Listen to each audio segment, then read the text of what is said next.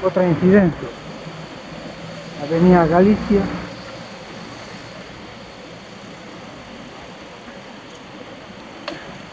Porriño.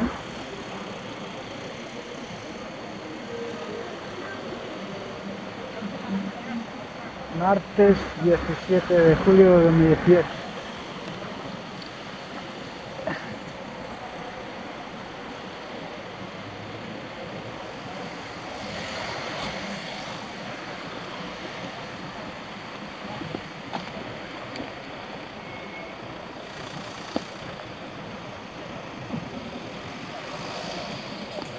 Las 2:06.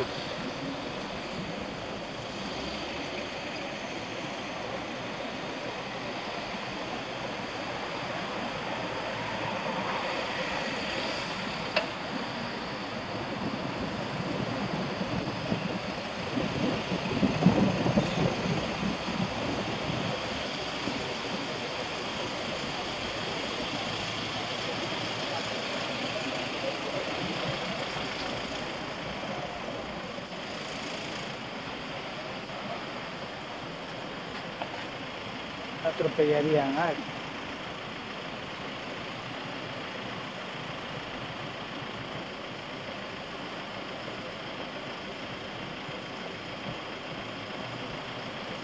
Seguramente me paso la cara.